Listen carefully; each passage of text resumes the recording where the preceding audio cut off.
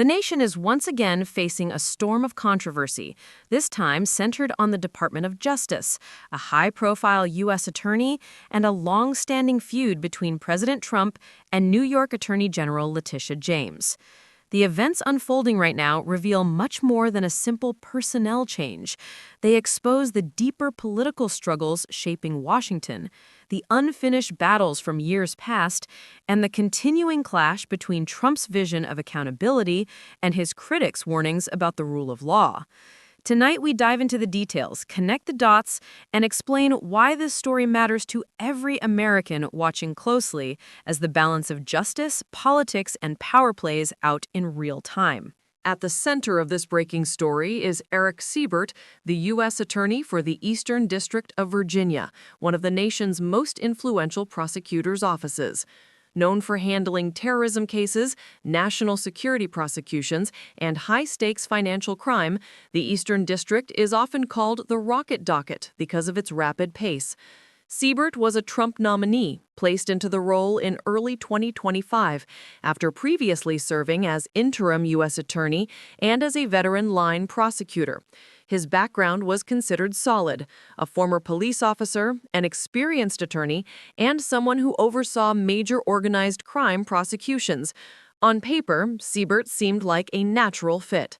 But in the rough and tumble politics of Trump's second term, the story quickly shifted. The flashpoint for Siebert's downfall came in the form of an investigation into New York Attorney General Letitia James. For years, James has been one of Trump's fiercest adversaries. She ran for office on a platform promising to challenge Trump directly, later delivering a massive civil fraud case that initially fined Trump and his sons nearly $500 million. Although an appeals court threw out the fine, it upheld the finding that Trump had misrepresented property values. To Trump's supporters, this was a political witch hunt. To his critics, it was accountability. Against this backdrop, James's own conduct came under review, and the opportunity seemed ripe for potential payback.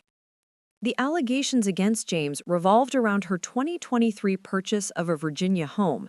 A criminal referral from Bill Pulte, head of the Federal Housing Finance Agency and a close Trump ally, alleged James falsified documents related to her mortgage. Specifically, the referral claimed that paperwork misrepresented her intended use of the property, raising questions of mortgage fraud. Investigators in Siebert's office opened a probe, conducting interviews, reviewing loan records, and scrutinizing whether James knowingly made false statements. For 5 months, the team pursued the lead, yet by the end, according to multiple sources, no clear evidence emerged that James intentionally deceived lenders. The case seemed destined for closure without charges. That conclusion did not sit well with President Trump. In public comments, he declared that James looked very guilty of something and openly questioned Siebert's loyalty. Trump told reporters in the Oval Office that he wanted Siebert out, citing not only the lack of charges, but also the fact that Siebert had been supported by Virginia's Democratic senators Mark Warner and Tim Kaine. In Trump's words, "When I saw that he got approved by those two men, I said pull it, because he can't be any good." This blunt dismissal highlighted Trump's distrust of bipartisan recommendations and his desire to surround himself only with prosecutors aligned to his political and legal fights. The fallout was immediate. Reports broke that Trump was preparing to fire Siebert, but before the formal order came down, Siebert announced his resignation in an internal email. He praised his staff, thanked colleagues for their dedication, and expressed pride in leading the office. But beneath the polite farewell was the clear reality. Siebert had been pushed out for refusing to pursue charges against Trump's most prominent political rival. Critics quickly labeled this a dangerous escalation, arguing that Trump was punishing prosecutors who didn't bend to his will. Supporters, however, viewed it differently. As a president finally demanding accountability from an attorney general, they saw as weaponizing her office against him. To understand the weight of this conflict, we need to step back. Trump's clashes with Letitia James are not isolated. They are part of a broader pattern dating back years.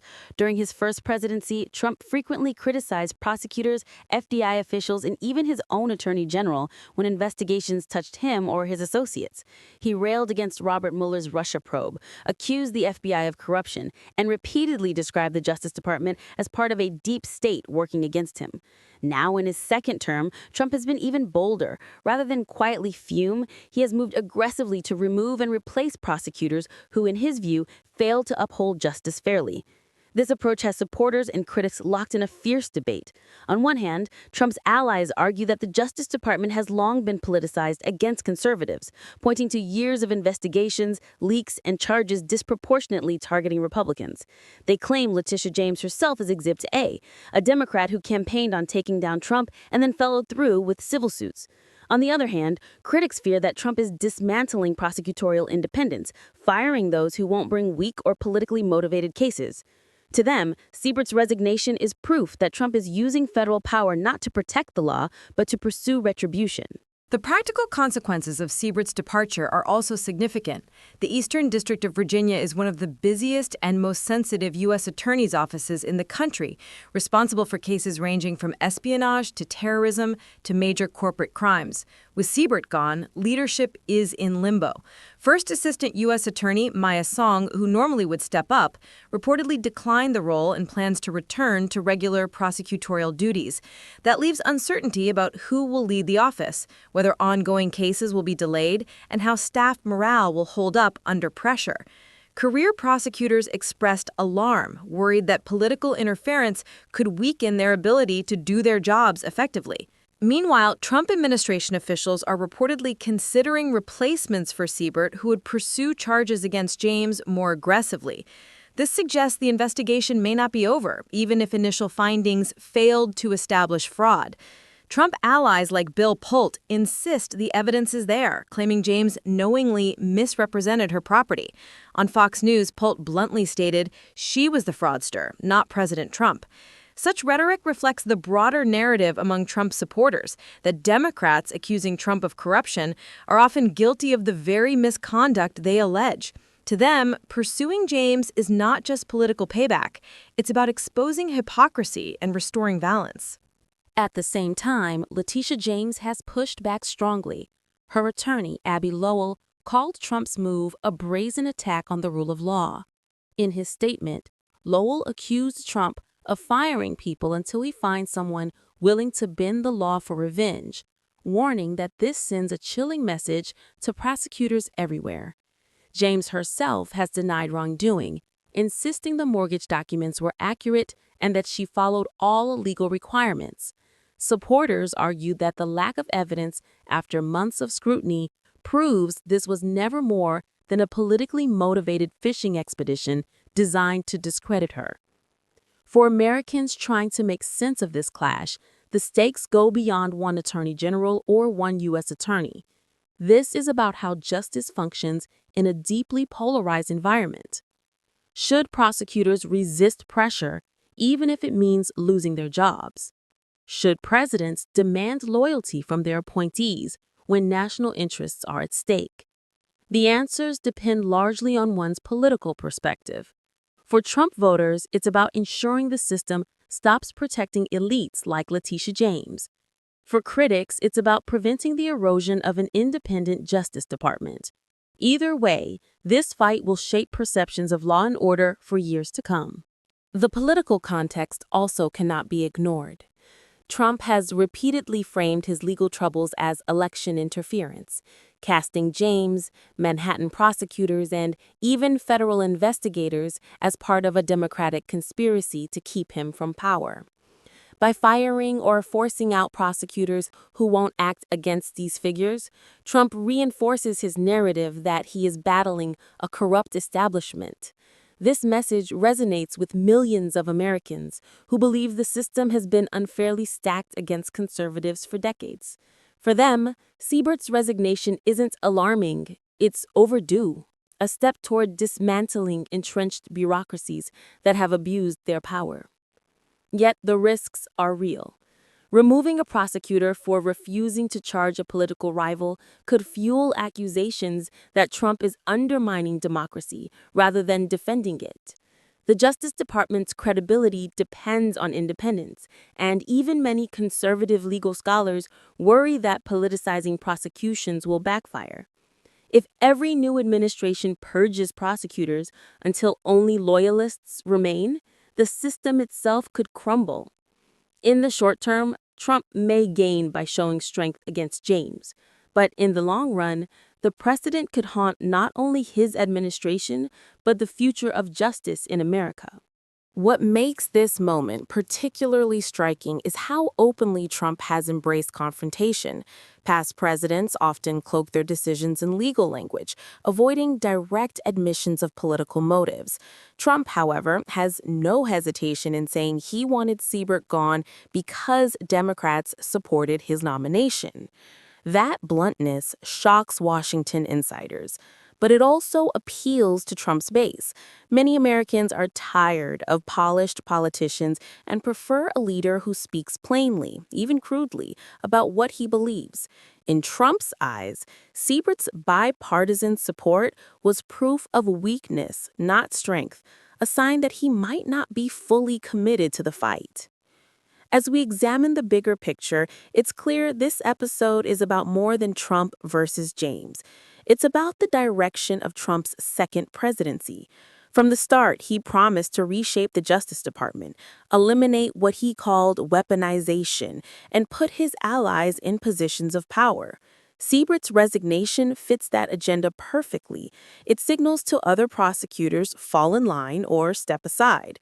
It reassures Trump supporters that he is serious about holding Democrats accountable, and it warns his opponents that no one is immune from scrutiny, not even state attorneys general who once claimed victory over him in court. Of course, critics will continue to frame this as a retribution campaign. They point to Trump's targeting of other figures, like Senator Adam Schiff and Federal Reserve Governor Lisa Cook, as evidence that he is systematically punishing enemies. From their perspective, this is not about justice, but about power. Yet even here, the political lines blur. Schiff and others have spent years attacking Trump relentlessly, and many Republicans believe fair play means answering fire with fire. In that sense, what critics call revenge, Trump's base calls accountability. The disagreement reflects America's deeper divisions about fairness, justice, and political combat. The practical next steps are still uncertain. With Siebert gone and Maya Song stepping back, the Eastern District of Virginia needs new leadership. Will Trump find someone willing to reopen or extend the James investigation? Will other cases suffer from the disruption? Career staff are watching closely, balancing their professional duty with the reality of political winds swirling around them. Meanwhile, James continues her work in New York, still leading lawsuits against the Trump administration. The fight between these two figures, the president and the attorney general, is far from over. Instead, it may intensify, drawing in new players and new battles. In moments like this, it's easy to get lost in the personalities and forget the larger lesson. America's justice system is both powerful and fragile. It relies not just on laws, but on trust. Trust that prosecutors act independently, trust that presidents respect boundaries, and trust that citizens can believe in fairness. When that trust erodes, the entire system weakens. Trump insists he is restoring fairness by confronting biased prosecutors like James. His critics insist he is destroying fairness by punishing independence. The truth, as always, is seen through the lens of politics, and Americans will judge based on which side they believe. And so the saga continues. Erik Siebert may have stepped down, but the ripples of his resignation will spread far wider. The clash between Trump and James encapsulates the larger struggle over power, justice, and political survival in America today. Whether you cheer Trump's toughness or fear his boldness, you cannot deny the impact. This story is not just about one prosecutor or one attorney general. It's about how America defines justice in an era where politics permeates everything, and as the nation watches, the stakes could not be higher.